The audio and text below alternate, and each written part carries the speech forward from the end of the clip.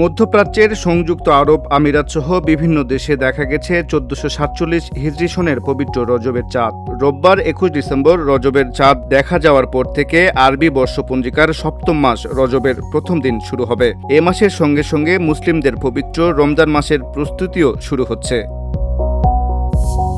সংবাদ মাধ্যম Gulf news জানিয়েছে, আবুধাবির আল খাতিম জ্যোতির্বিদ্যা পর্যবেক্ষণাগার থেকে আজ দিনের বেলায় রজবের চাঁদের ছবি তোলা হয়েছে।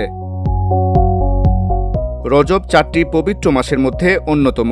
মুসলিমদের কাছে এই মাসটি বিশেষ গুরুত্বপূর্ণ, কারণ এটি মূলত রমজানের প্রস্তুতির মাস। রজব মাসের ও পরের মাস শাবান শেষ হলে রহমতের মাস রমজান মাস শুরু হয়।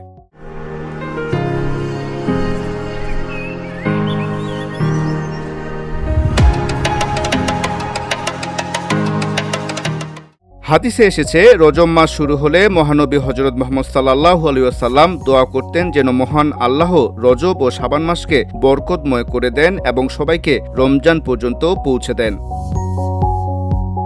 রজব ও শাবান মাস যদি 29 বা 30 দিন পূর্ণ করে, তবে চাঁদ দেখার উপর নির্ভর করে আগামী 60 থেকে 61 দিনের মধ্যে রমজান শুরু হবে।